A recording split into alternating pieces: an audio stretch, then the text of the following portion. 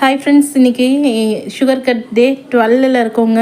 இன்றைக்கி மார்னிங் பார்த்திங்கன்னா வெண்டைக்காய் சாம்பார் வைக்கலாம் அப்படின்னு சொல்லிட்டு தான் காயெல்லாம் ரெடி பண்ணியிருந்தேன். அப்புறம் பிரேக்ஃபாஸ்ட்டுக்கு பார்த்தா சேமியா உப்புமா செஞ்சிடலாம் அப்படின்னு சொல்லிட்டு தான் பிளான் பண்ணியிருந்தேன். இது பார்த்திங்கன்னா சேமியா உப்புமாக்கு தான் ரெடி பண்ணிக்கிட்டு இருந்தேன். வெற்றிகரமாக 12th டே வந்தாச்சு. சுகர் கிரேவிங் சுத்தமாக இல்லைங்க. சுகர் ஈஸியாக தான் இருக்குது கட் பண்ணுறது. என்னை பற்றியும் இந்த 12 டேஸில் என்ன ஆகுதுன்னா, எனக்கு வெயிட் லாஸ் ஆச்சா அப்படின்னு கேட்டால் எனக்கு அது சொல்ல தெரியல. பட் எனக்கு வந்து ஸ்கின் கொஞ்சம் க்ளோயிங்காக இருக்குது. அந்த சீக்ஸ்லாம் இருக்குல்ல பார்த்திங்களா, அது கொஞ்சம் ஃபேஸ் கட் கொஞ்சம் டிஃப்ரெண்ட் தெரியுது.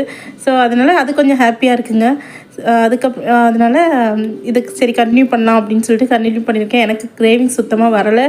சுகர் கிரேவிங்ஸ் டீ மட்டும் தான் குடிக்க தோணும். இப்போ அதுவுமே சுத்தமாக தோணலைங்க. அதுக்கு பதிலாக இந்த பிளாக் காஃபியே குடிக்கிறேங்க. அது ரொம்ப நல்லாயிருக்கு.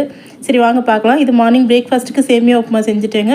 சேமியா உப்புமாக்கு எப்பயுமே கொஞ்சமாக தண்ணி வச்சு செஞ்சிங்கன்னு வச்சுக்கோங்க, உதிரி உதிரியாக சூப்பராக இருக்கும். சிம்மில் வச்சு மூடி போட்டிங்கனாவே அந்த சூட்லேயே நல்லா வெந்துடும்.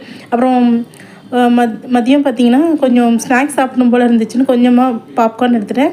அதுக்கப்புறமேட்டு பார்த்திங்கன்னா லஞ்சுக்கு வந்து நான் அந்த கொத்தவரங்காய் பொரியலும் கொஞ்சம் கேரட் பொரியல் மட்டும்தான் சாப்பிட்டேன். அப்புறம் நைட்டுக்கு ஒரு கடலை மாவு தோசை சாப்பிட்டேன். இப்படி தான் இந்த டே போச்சு. வீடியோ பிடிச்சா லைக் பண்ணி சப்ஸ்கிரைப் பண்ணுங்கள் ஃப்ரெண்ட்ஸ். ஓகே, பாய்.